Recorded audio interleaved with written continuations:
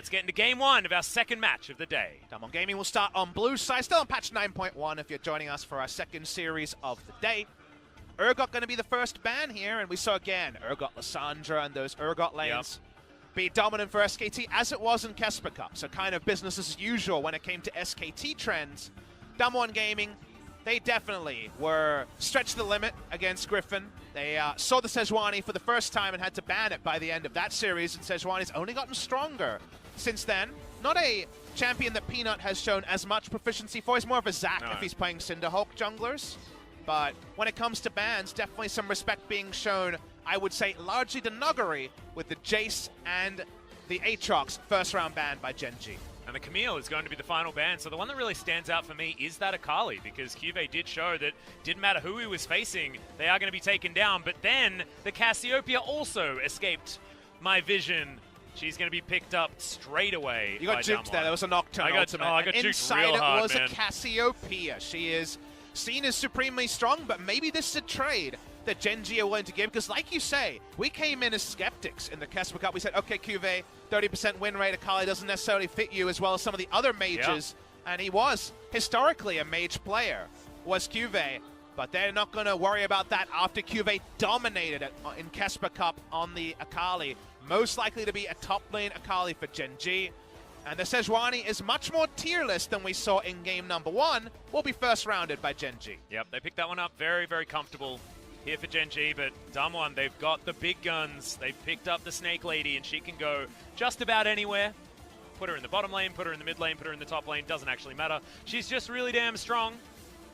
Canyon, thinking about going back to his old favorite in the Kha'Zix, is going to get locked in. Masterclass on the champion in the earlier matches of the Kesper Cup. The Kesper Cup 2018 will be remembered for Sejuani coming out of nowhere pre-rework, but will be forgotten for the fact that Kha'Zix was the dominant jungler for the majority of the early tournament. And Canyon's Kha'Zix, some of this pathing on Kha'Zix was very, very good to see. They got the old Katie Rolster special of throwing in a global ultimate to back him up with the Galio. This is probably going to be the mid lane matchup, Sion versus Galio, so roaming mid laners on both sides.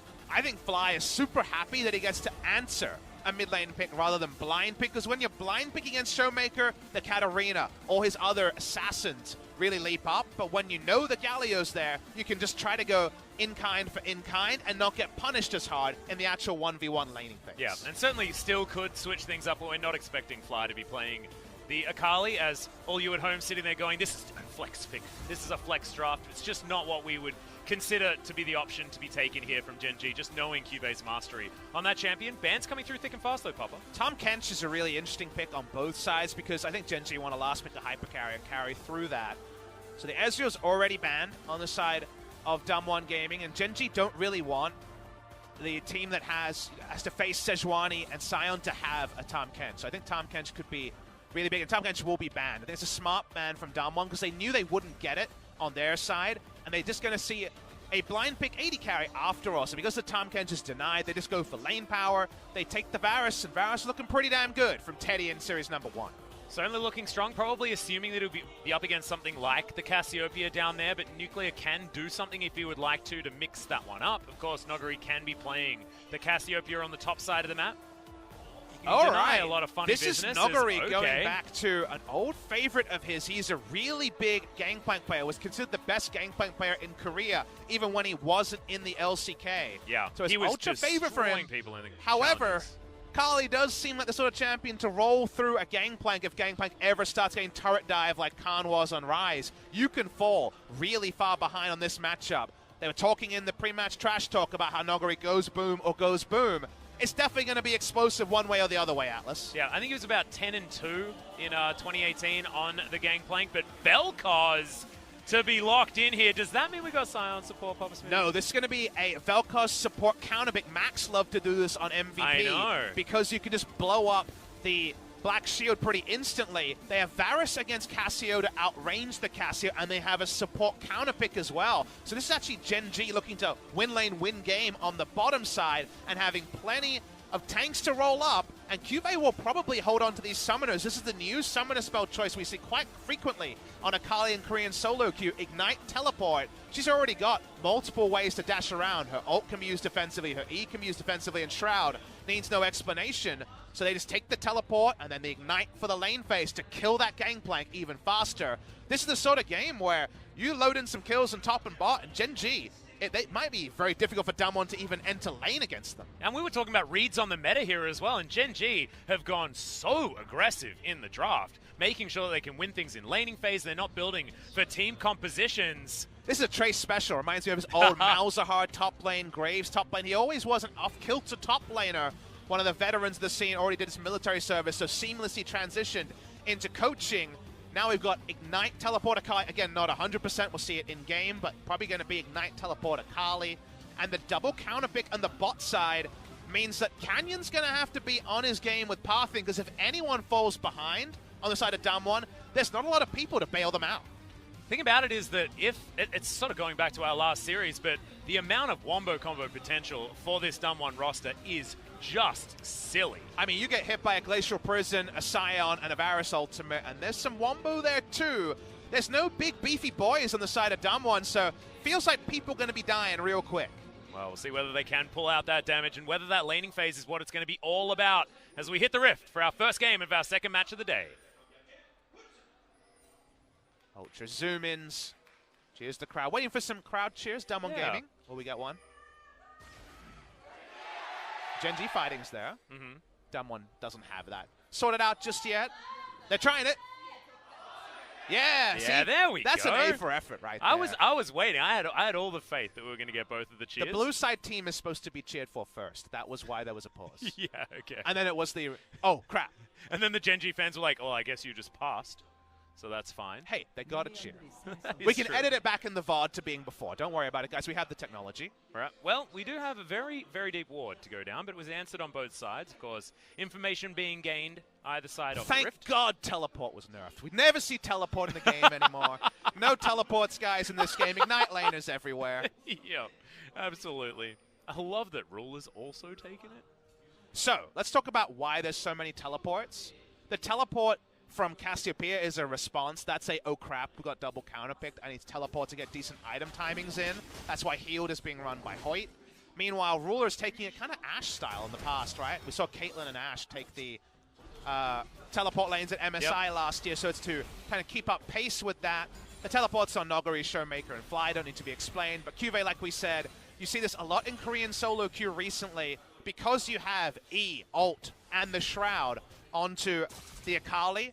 The Ignite for lane pressure, and we already said that Gangplank feels pretty bold into Akali pre a couple of items like Asterix Gauge. The Ignite makes that kill pressure even more. Well, you can see the mid lane. Still some trades going in here as Showmaker is making this Galio look pretty damn good into the Scion, but will be a tank matchup in the end. You expect no real solo kills or action to happen from that particular lane. We were checking out the top lane, and Noguri, we need to try and work out why this Gangplank was picked. Because yes, on paper, it feels like Akali's going to have a pretty decent time throughout this laning phase, but Noguri was so damn good on Gangplank. Might just be a way that he can turn it all around, and so far he's got the shove. So that minion wave needs to be dealt with now. Shall I tell you why Noguri says that he picked this pick? Why? It's going to be comfort for him, but also because the coach okayed it, because the idea is a binding hits onto life, the large gargoyle comes down while the cannon barrage is happening, and you just gank bot a million times. That is true. That's why you go for this, but in the meantime, their 2v2 was heavily counterpicked. The reason why we say this, guys, for Morgana versus Vel'Koz as a support champion is that Morgana's kind of medium range, apart from her binding that's quite long range, but in general, her positioning is to walk up and try to fish for some W, you know, to put down the Tormented Soil and get a bit of gold back. In the meantime, Vel'Koz has lots of long-range abilities to puncture through the Black Shield basically instantly. Black Shield should get 0 value on the side of Damwon Gaming because Akali, Sejuani, Scion, Varus, and Vel'Koz can all disarm it, and especially the Vel'Koz in the laning phase. Well, hold that point. Cuvé's taking a lot of free damage. Yep. Thankfully, the Shroud is available, but Peanut does a wraparound, and he cannot go in anymore because his Akali is too low on health. Canyon waiting up in the wings as well. That was actually really good top lane sense by Noguri, because going aggressive there and fishing for more damage meant that he couldn't 2v1 because Cuvée was too low. Yeah. And he would have got a trade kill. So he definitely read that really well. And Noguri was the biggest person to level up in Casper Cup compared to some of the previous times. In promotion, I thought Noguri was their weakest performer when Damwon Gaming qualified. Showmaker looked a lot more impressive in that tournament. In the Casper Cup, Noguri was godlike in the top lane. He had some games where he ended up dying a lot because there was no way to help him out. But in general, he was the reason they won a lot of their games. So good to see good read on the 1v1 laning phase there from Noguri. Yeah, and his rise being probably one of the most impressive that I've ever seen as far as getting ahead. The guy was flame horizoning sub 25 minutes. It felt like it looked easy for him. Gonna go home now and see what he can augment this item build with. 35 CS. Does have that Sheen picked up already. Went for Grasp of the Undying just to make sure that he doesn't fall down. No Klepto for the Gangplank this time against the Akali because it is a little bit more of a difficult lane. So the big threat is on Ruler and Life this game. Meanwhile, that doesn't go to plan, and we saw Jhinna unable to execute that Wombo comp in game number 1. The chance of winning through lane is really high on Gen G and top and bot lane, so those are the variables that both teams are intensely aware of. How those level 6 plays into bot side work out is probably going to decide this game. Well, let's keep our eye out for that. As Showmaker has the shove in the mid lane. Both of these champions pretty good at dealing with the minions, but the Gargoyle that was able to get it done this time, get some vision available. Damwon Gaming actually with a lot of wards around that mid lane, making sure that they can keep Showmaker safe. Job of Peanut is basically every time his sweeper is off cooldown, come back down this area and clear out any wards that would allow a safe turret dive to be made by Damwon Gaming. Holding a control ward around the Gromp area, maybe onto the blue buff, wherever the positioning you best just be. That's what you really need to do as Peanut. Obviously, proactive ganks are a wonderful thing too, but he's mostly here for a counter gank given that he swept a ward on bottom side. Yep. Throws down a control ward here as well. I don't think he was seen. Didn't quite see the pings coming out here, but Damwon Gaming underneath their turret on the bottom side of the map. Arrow actually doing a fair bit of damage here from Ruler at the moment on top of the pretty squishy Snake Lady in Nuclear. And drawing your attention to Keystone choice, Noguri went Grasp, and after that really one-sided trade where Peanut was around topside, he's never been able to reset the lane very well. He doesn't have level 6 till now and doesn't have any items. So because of that, Cuvée is actually having one of those awkward Akali laning phase options where he knows his jungle is bot side, so he can't push up. He can't take aggressive all-ins because he doesn't have an item advantage. So kind of paying the price of the strong trade that Noguri took topside, and with the Grasp reinforcing the Gangplank, at least for now, pre-one item, Cuvée is struggling. Yeah, struggling, but 10 CS, you know, it's not going to be insurmountable, especially if he gets some help, as Peanut does make his way towards the top side yet again. Pings coming out here on the side of Gen G. I believe that Canyon was spotted at one point in his journey as red buff going to be started here by the Kha'Zix. Not sure that Peanut's going to be able to get over to this Brambleback. Not going to even try, as he knew that he was going to be the isolated target. Very interesting decision by Ruler. He's gone for Comet Varus to double down on punishing the team comp from Damwon. He went for the Comet. That would have been our first spoiler there, but the lethality obviously on the serrated Dirk is the confirmation. Again, this works really well against Morgana, Cassio, mid-range mages that get poked out by a Q-Max Varus. But it does mean that there are certain damage concerns in team fights. Now, games don't often go that late for lethality Varus to fall off in the current meta, but it's not going to be auto-attack Varus. It's going to be much more about, can we get a fully charged Q onto Canyon, Nuguri, Nuclear, or Hoyt, and thus take an objective without a fight. It's kind of a bloodless choice, but it certainly is going to mean high DPM numbers. Yeah, it is it's a different way of getting through these potential team fights as well, because we saw SKT's approach was to just win the 1-3-1, then just get more money, be better, and take turrets down. What Gen G's approach, I guess, could theoretically be is make sure that they're too low to even engage and then siege on them and be able to take turrets that way. There are certainly multiple ways to skin a cat, as Fly is skinning this turret in the mid lane, takes down one of the turret plates. Showmaker not here in time. Here's the first turret plate. They're invading with Peanut now. Canyon going to spot him. We got to clear out this ward here as well. Control ward going down, I think courtesy of Fly. That will be both of the Bramblebacks of this round of buffs taken by Canyon. Canyon was on the receiving end of the Sejuani by Tarzan. Different Sejuani this time with Peanut, but he has been a big fan of the Q evolve Kha'Zix, pretty standard in solo queue. Klid, when he does play Kha'Zix solo queue, often goes for W as the first evolve, which is a bit more of a scouting and annoying utility build. So there isn't complete agreement among Korean junglers. The most recent I saw was Ambition going QW, but I guess he just streams now. He is a surprisingly warm personality for he's fantastic. The man whose meme is, I'm kind of like an axe murderer. Yeah. It's, I wasn't expecting it to be so entertaining. All about the warm and fuzzies here. The first day at Lowell Park. Certainly recommend checking out Ambition if you've got some time. Showmaker thinking about putting himself up here towards the top side, but actually just eating some mana back with that honey fruit. Showmaker's Aftershock users were kind of disparate at Kesper Cup. You'll remember, Atlas, that his Lissandra play was often him looking on as he wasn't able to get the initiation he wanted, and his timings were a bit off. Galio a bit more forgiving in that. You can just press W flash and do the work yourself in terms of a true AoE engage. But he looked a little bit more convincing on the Galio, so definitely all of the Aftershock users happier to see him on that. Bot side hasn't meant a big CS lead yet, but this is a matchup that gets better and better for the Lethality Varus. As top side, we already mentioned that you got to put the brakes on damage items, and it might just be a really early Spectre's Cowl from Nuguri. Well, he is certainly, he's got the items for it, the bits of it anyway, but might also be the Mercury Treads as well as the Phage, as Fly's doing some funny stuff as the Scion here. The slowdown does come in, and he's just going to have to play defensively because his jungler is soloing out the Drake. Canyon, ultimate, it has been pressed already here. Leap does come down. That is a lot of time where he was unable to be seen, but it's just not quite enough to grab them the gank. I believe that was actually an ultimate evolve first here for Canyon.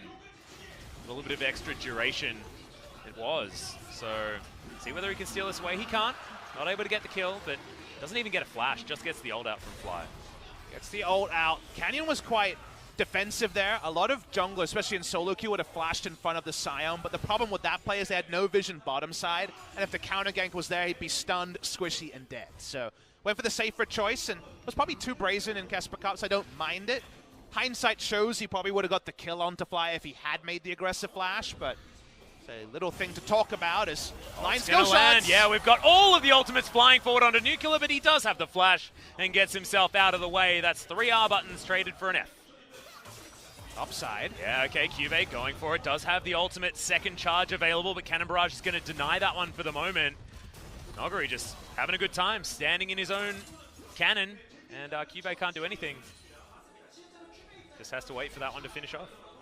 Swapping map pressure across the map, but the Drake is the permanent thing that's picked up on the side of Gen G. Important note, though, is that despite having this struggling 2v2, there is no CS lead to speak about on the side of Gen G, and they don't have a turret plate either, so bot lane going better than expected. Someone back away, and Sterix Gage first. We saw this build come out from Chovy. Fly was front row. He was on the receiving end of this AD Scion, and if the Tiamat comes next, we know that a Titanic Hydra and some burst AD Scion is on the rift. And it's so damn fun to watch as well, so thanks Chovy for giving us that one. Reminds me of that old Donkey video of, oh yeah, he's the best right now. But using it for a build instead.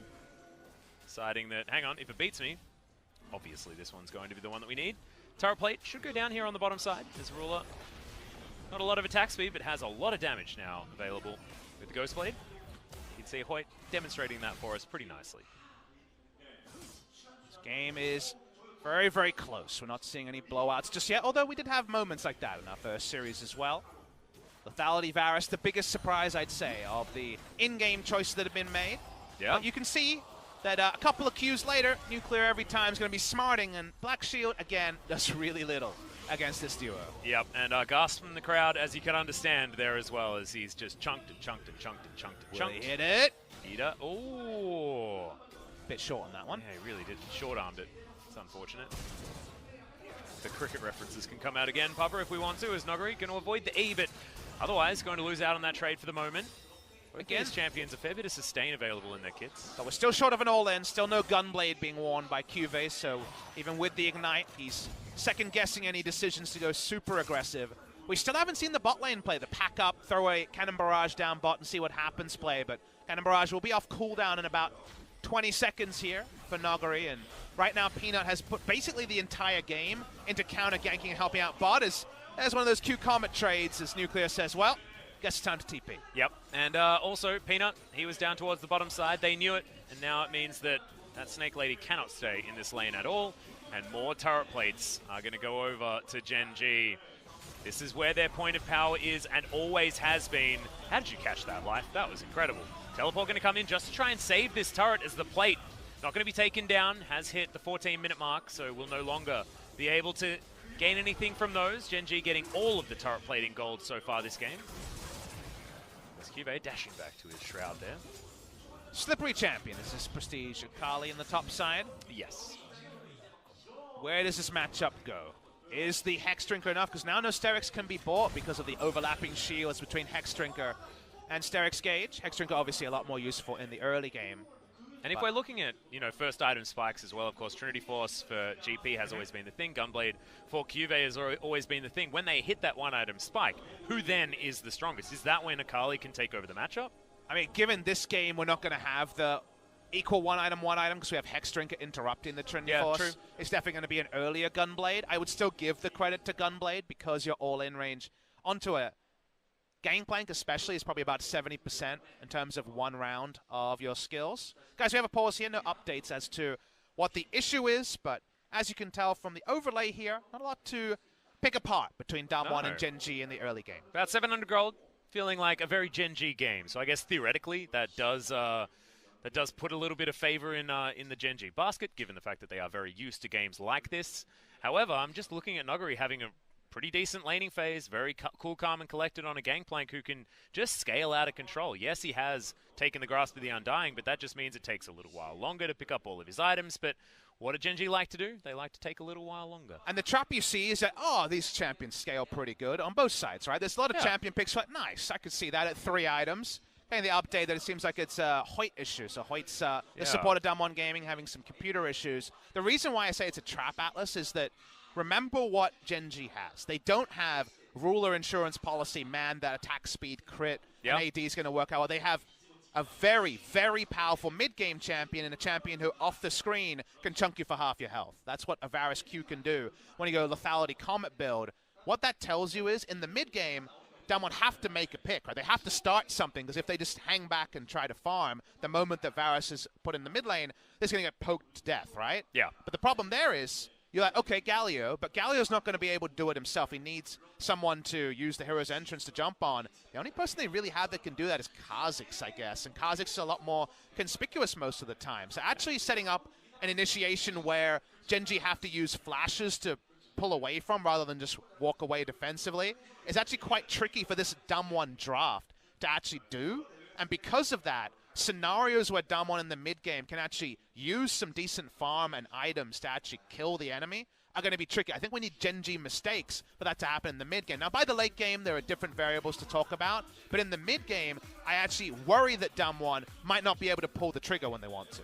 Well, I think at least evolving the ultimate might actually help get the Kha'Zix into a backline if he can make his way from a brush or something like that in the mid lane, things like that. But there's no doubt that that is going to be warded, that the vision is going to be there for Gen G, as we do have the pause unpaused. Thankfully, we fixed Hoyt's computer. Everything is fine. You're going to be charged here from Ruler, and he'll just clean up this minion wave. Another Serrated Dirk now in the back pocket. Best thing about Lethality Varus is that you notice every Serrated Dirk that you buy. That just feels the best each time. The worst part for the enemy laner is that every time someone piles on a Dirk or any of those 1100 AD items, if you're building more standard things, it's so hard to match it, right? A crit AD carry has nothing they can do to copy. And here, Cassio's just kind of building emergency items. The item build here, like Seraphs and piecing together a Seekers is just, oh my god, I'm hurting, please make it stop, which is not ideal for min-maxing damage, and it means more time before Cassio's damage will truly be online. We're talking about mostly base values to about 25 minutes into the game with this build. And you know that he wants to be building that Archangel, stacking it up as quickly as possible, not going for the Luden's option this time. A little bit more scaling available here for Nuclear, and wants to stay in that lane a little bit more, as there's the ult combo once again. This time, there's no way out. Morgana that flash was so close to being off cooldown. Yeah, Morgana had already roamed, and like you say, the timing was finite but on point. But Ruler is in so much trouble. Canyon, can he get in there? Yes, he can. We got a huge knock-up on a Peanut as well. Good stopwatch to deny the Justice Punch, but still gets taunted. So much damage here as Canyon is just on an absolute tear. All the shields coming in. Fly even has to get himself the hell out of there because the teleport from Noguri comes in to save his life, and the Kha'Zix is well and truly unlocked. We look away after first fight and disaster strikes Gen G. We're going to have a replay to understand how that map position came to be. But Canyon just so easy to first assassinate Ruler, then turn attention onto life, despite being a Kha'Zix with a warrior enchant. Nicely done there by Damwon Gaming to capitalize. Sounds like the replay will be coming very short. Yeah, we get to have a look at it once again, guys. So this is Nuclear getting popped. Flash from Ruler, so a lot of respect given over here. So we saw this play, we saw Nuclear die, and we thought that was the end of the story. Life is just clearing wards here, so let's understand how Canyon make this happen. They don't clear the vision because they're respecting Canyon being there. He comes in with stealth, and by the time they're actually aware that Ruler is under threat, they have no way to peel him off. The Black Shield timing, which wasn't used on the AD carry because Morgana was roaming, is left available. Life separates himself from his team. You need to fight with your tank line to not be isolated against the Kha'Zix. A Kha'Zix's dream and Life's nightmare means that Damwon actually escaped with 3 kills and the Infernal. Yeah, we thought Evolving Ult wasn't as good anymore.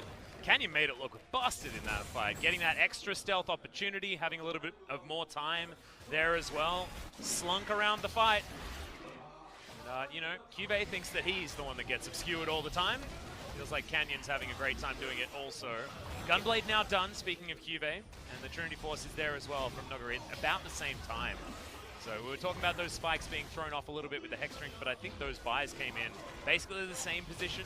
And Canyon had probably the highest highs and lowest lows of almost any player in the Kesper Cup, at least personally for him, because he was dominating some matchups, outpathing LCK junglers on the Kha'Zix and making really smart map reads. And then he was really kind of put in the dumpster by Tarzan. Like, Tarzan gave him a lesson in that grand final, which is acceptable. This is the 17-year-old solo queue prodigy. When he's good, he can be really good, and he's feeling frisky. Yeah, he's trying once again. We've got the hero's entrance to come down. Life just gets killed by it alone, as now Showmaker may have overextended a little bit, but Ruler's auto attacks aren't what we're fearing right now. We're waiting for cooldowns. Good flash. Get out of the decimating smash, but Peanut nails the ultimate. Now Hoyt needing to run away. Cannon Barrage to deter Gen G. And they just can't get a counter engage. And these are plays where they have the Cannon Barrage advantage, and while that one isn't actually used to a huge advantage, they're outnumbering Gen G and making proactive plays that are smart. They're putting down this Rift Herald here as well for mid lane turret. Damwon's map moves are looking really intelligent. They've definitely leveled up since Kesper Cup. This is extremely clean, and this was the question that you had for them, Proper. What are they going to be able to do as a team? We know. We can't deny their mechanical skill. However, it was how they were going to get together and what decisions they were going to make based on their comp around the map, and this looks really nice. We knew if Damwon was going to win or lose a game in the Kesper Cup based on whether their jungler was ahead. And speaking of junglers... Yep, Peanut's down to half health, so at the moment I'd say that Canyon is ahead based on health bar. Canyon did not seem to have, or Damwon as a team did not seem to have a way to actually come back when a skirmishing disadvantage was there in the jungle. That was something they weren't able to navigate. The Sejuani games, wherever he fell behind and was read and was scouted, Damwon Gaming couldn't close the game. But when Canyon was having his way with the enemy jungler, they looked pretty unassailable. And this is the start of a pretty damn good Kha'Zix game. He's 3 kills strong already. Yeah, but somehow that Black Shield worked beautifully as well. Hoyt with the timing there. Looking stunning. Showmaker, you can see this flash. Gets him out of dodge, and then the Cannon Barrage stops the follow-up. It wasn't ideally used in this fight. I'm not sure if it was just coming off cooldown, but you're right. Space control and strong, quick skirmishing with the Galio backup is what Damwon are trying to do. We talked about it being about map plays. We didn't know it would be top lane dives rather than bot lane dives. They never made those bot lane dives happen, but they were gifted a couple of kills by Ruler and Life's misplay, and now things starting to fall into place for Damwon Gaming. Yeah. Okay, so now what happens next is the question. Is Canyon jumps forward, but Fly is going to get the stun in. Quite able to utilize shields or anything like that. Showmaker up towards the top side of the map, just 1v2 against the poke combo. You know how this one goes. Galio throws huffs and puffs and blows some minion waves down. He is, in fact, the big bad wolf of the game. We don't have Warwick, so we can't use that one. Not in this particular game. He is still in League of Legends. Is he? Are you sure? Yeah, remember, he recently got a buff. I know, but I think one base damage. When it comes to my solo queue games, he's definitely in milk carton territory of, have you seen this wolf? Please let me know. Yeah, his screen seems to be grey all the time. This is a problem. Bottom side of the map, though, we've got things a bit topsy-turvy. as we're moving our bottom lanes mid for Damwon Gaming, and then keeping the Akali on the bottom side of the map solo 1v1 against the Gangplank. Does this mean that Gen G can get some priority on this outer turret on the top side of the map? And Showmaker says no, he's got plenty of wave clear. Gen G are finding it hard because they lost that advantage bot side and been counter-rotating to set up the ideal scenario. We've mentioned that already. That's rolling through mid lane, harassing people down with Comet Varus. Problem is, they lost the mid lane turret because of some really nice tempo plays with the Rift Herald from Canyon. And now, it's not where Varus is, the action comes. They're playing around the Comet Varus and just playing a skirmish game. So Damwon have navigated a pretty tricky game to execute. During that pause, we're saying, how do they simulate this? We couldn't have seen the really smart moves into Rift Herald, getting the mid lane turret down. Sion usually doesn't lose his mid lane turret for 30 minutes because he just wave clears forever and ever. But with the turret down, Gen G have been second to Damwon's rotation, and that's been a really good thing to track from Damwon Gaming. What's been fun to track for me has been Canyon and what he's decided to evolve each time. He took Leap as his second evolution to make sure that he could be the Galio delivery system that they need. He will cross so much distance in just one charge of that ultimate, and will be able to get the Galio into the backline, force flashes, make sure Ruler can't actually be that dominant force to stop them from doing anything in this mid game where he should be flourishing with a couple of items now. Edge of Night picked up actually from Ruler just to give himself some more defensive options. And I hope what we're seeing here, the fact that we've seen W, R, and Q evolve on cards over time is kind of what was obviously originally intended. There was never supposed to be a min-max, right? It was always supposed to be, what is my game state? Okay, I'll max that ability first. I'll evolve that ability first. Leap second is pretty damn common. Here's the Sejuani. Yep, that is going to be once again the Snake Lady being aggressed onto, but now able to turn it around. They don't have the damage to get rid of Nuclear. And now Canyon dives into the backline, gets rid of the Vel'Koz. And that will be that. I feel like Gen G now are scrambling their game plan. What do they do? The stun lands on Ruler and he dies. He did not have a QSS at the time. He did not have his shield available on this Edge of Night. And Kha'Zix is, like you say, having a field day. They're popping off, and now they say, what about a Baron? Yeah, what about Showmaker jumping into the backline as well? Gen G throw all of their abilities at him, and not going to take any damage, but deterred from continuing a fight. And now they're going to utilize the gigantic amount of damage that they have in Canyon as well as Noguri and Nuclear. There's a lot of damage still to contest here, and Showmaker's behind the play. Yeah, Cuvée diving forward very early on in this one. 4 members, but they are quite low. Hero's entrance not going to get denied, so they will reposition together. And now Noguri has to be respected with this Black Shield that's more difficult to break without the Vel'Koz handy. Still pretty big for Gen G to force a defensive Hero's entrance and a full retreat without needing anything more on their side. Pushing to the mid lane here, they don't know that Gen G has 3 members lying in wait, but Damwon Gaming not bold enough to walk up. Yeah, that was really cheeky, but Damwon mostly going to go home, buy some more items, get themselves sorted out. We are going to have a replay just to check out exactly what went on. So I think this is a sniper binding from Hoyt. We need to watch the replay because they don't know Hoyt is here. Don't know how that Sejuani ult didn't hit him. Let's watch for the stun, and yes, it is a binding onto Ruler into just death. He's just taken down so easily. I think Life is going to have flashbacks of a insect jumping on his face and killing him in his sleep tonight. Yes. Nightmares, dreams, we're not sure which one, but right now at least, Vel'Koz died again. He's dead, to Canyon. And that's once again it was a premonition by Papa Smith. Thanks, Bob. Canyon's going to turn up towards the top side. Fly not too worried about it, as now Peanut trying to throw some Winter's Wrath at him, but Canyon's not too worried here at this stage. 4-0-2 on the Kha'Zix. Life is trying to go for a budget Twin Shadows abusing style Glacial Augment build, and he's got the Super Soaker already with the GLP, but he is obviously still going to be super squishy. We know how this works. Life was in the shop. Well, I mean, he also couldn't see Canyon. Yes, but not his fault. He responded pretty late, and he also was very, very greedy with his back spot. Well, the only time he saw him kill the ward. Oh, did he? Yeah, he cleared a ward first, and then he cleared his life. The ward might take about the same amount of time. Yeah, I assume like Life didn't actually understand that his like range of stealth is that high. Maybe, I don't know. I wouldn't have assumed that if it's the Kha'Zix in my game, because they've all evolved QW. If you're unsure of where the Art Evolve is now, because it's the one that's been changed a bajillion times in the past, right now it's 3 charges and 2-second stealth instead of, I think it's 1.25 seconds. So you're stealth longer and you get an extra go at it. Which we've seen Canyon actually put to great effect. It's not like your Q does no damage if wait till his you Q don't evolve is it. evolved. Oh, God. Maybe he just evolves W. Maybe he doesn't need it. To be fair, 3 people here are very queuable without the evolved one, and you probably don't want to queue Sion and Sejuani that much. No, not too psyched about it. Canyon clearing more vision. Life not walking up this time. Not hopping into that shop like you were talking about. This Ruler does need to be careful, but instead he's just going to ult him. Yeah, there's the combo. Gen.G, they can do that every single time. Too bold from Canyon that time. That's what happens when everything's working for you. You feel too strong. And that means the jungler's down. And now there's a lot of different things that Gen.G can do. If they make this game about a Baron, they could force some teleports. They can also take control over this Drake, going to be spawning in 5 seconds. They lose bot lane turret, and Gen.G, look at this, then definitely not putting their hands in the cookie jar, even though there's a bit of an invitation from the side of Damwon Gaming. Yeah, they are going to be able to take a Drake, but like you say, losing bottom out of turret. Juve going to spend his time on the top side, and they get a free push in mid. Gen.G now slightly out of position. We'll see whether Damwon actually want to start some sort of fight here, but not going to get any visible damage from those barrels. Noguri's going to go home. Oh, he's already level 16, so this game has gotten there pretty early. Level 16s on both the top laners.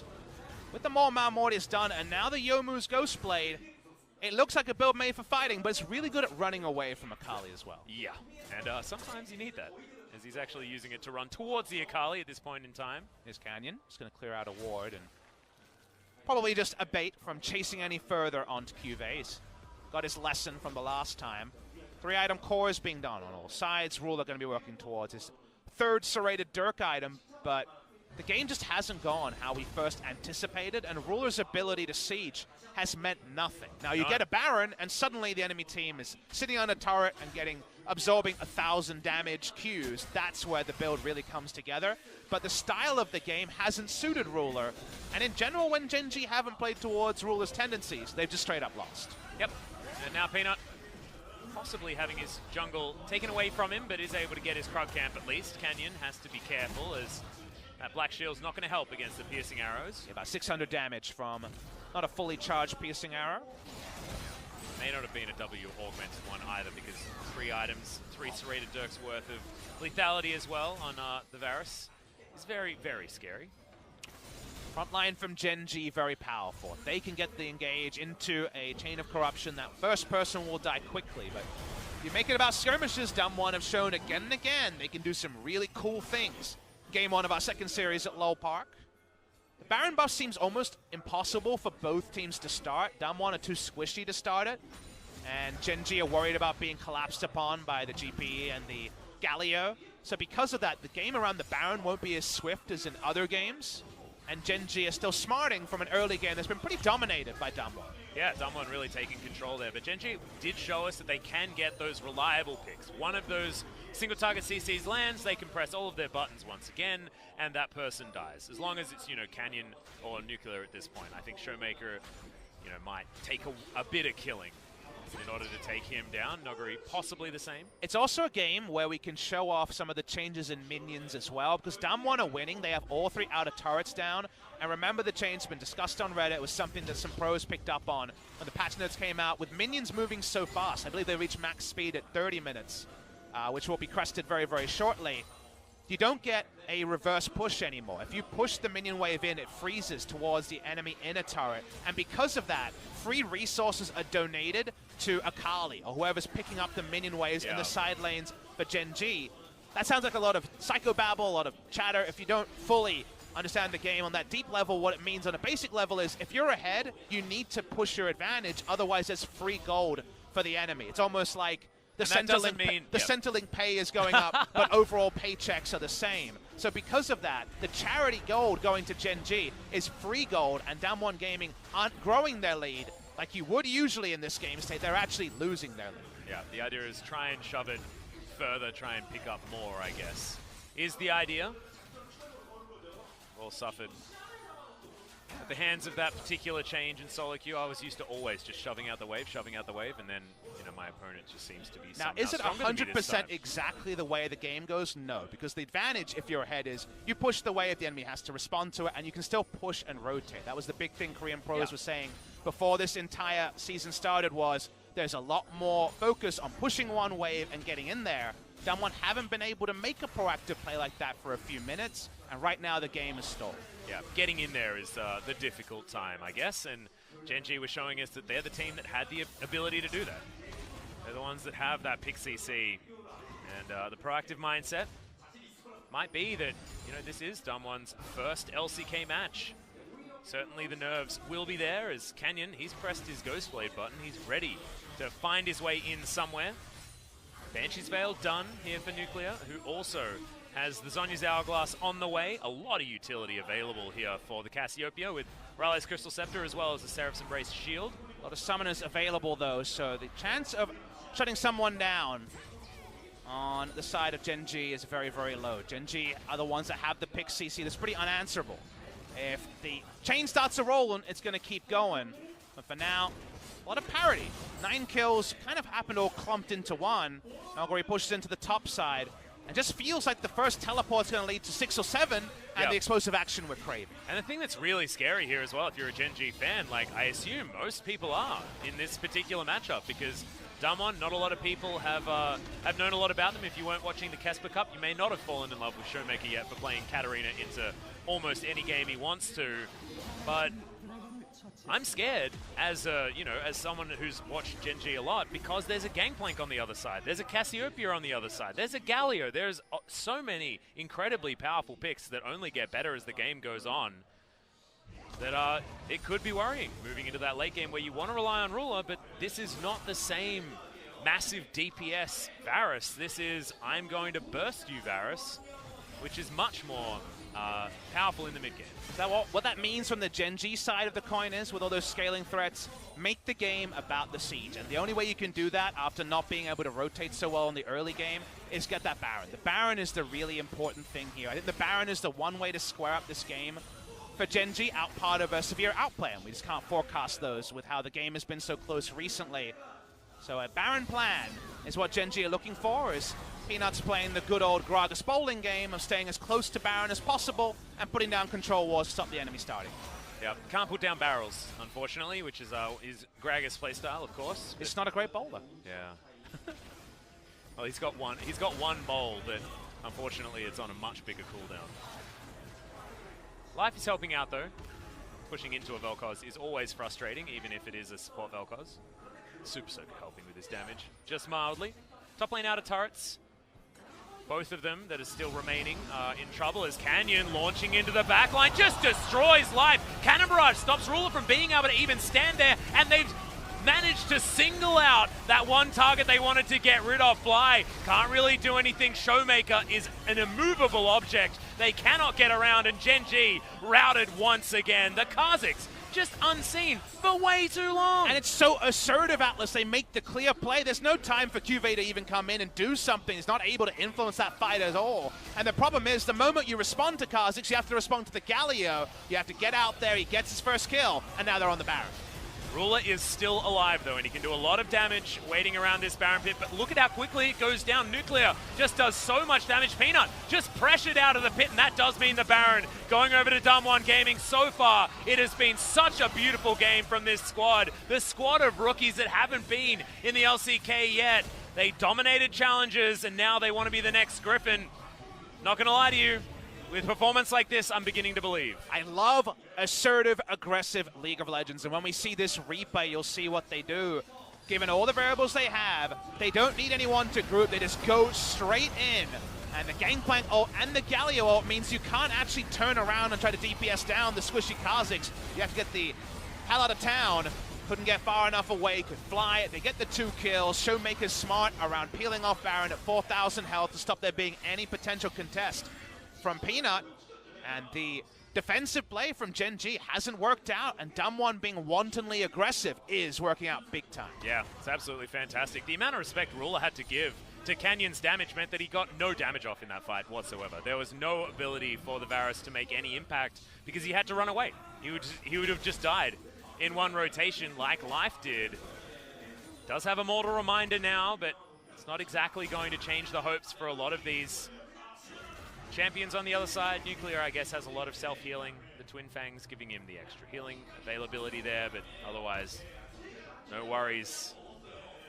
And Now Damwon, you can see how the items come together because they've got a Lethality Varus. Sorry, Lethality Kha'Zix says Galio will and all slowly of the buttons get away here. going the wrong way. That's a proto belt that denied about everything. That's true. Right there is Canyon. Right now, over reward. Canyon is soloing down Ruler and Life, and then Nuclear has gone Rylai's Liandry's for killing tanks. So their items even suit the targets they're getting access to, and there's no way to deny this R-evolved Black Shield, Galio, and Gangplank ult backing up Kha'Zix. Not necessarily a sentence I thought I'd be stringing together, but damn, is it pretty damn effective for Damwon Gaming. Yeah, I'm taking notes, trying to work out what this meta is, and we said that it was going to evolve. Things were going to change. Noguri in trouble, or is he? Who's catching who as Showmaker gets himself out of the knockup from the Vel'Koz? In comes Fly. The choo-choo train is there. They do manage to get a lot of the combo down, but Canyon just Goomba stomping the members of Gen G. There are more leaps available. Can he get access to the backline? Nuclear goes literally nuclear on top of the backline of Gen G. And the base will be destroyed after most of the champions of the side of Gen G. Damwon Gaming looking to big up some of the high expectations for this team. They want to close it now, and there's a chance they can. Yeah, Kha'Zix took control from very early on in this game and really showed what you can do with backline access that's given you for free. With the amount of stealth that he has, jumps on top of Ruler, half his health bar gone. But the Nexus is going to be the first one to be taken down. 12-2 was the kill line, and Damwon Gaming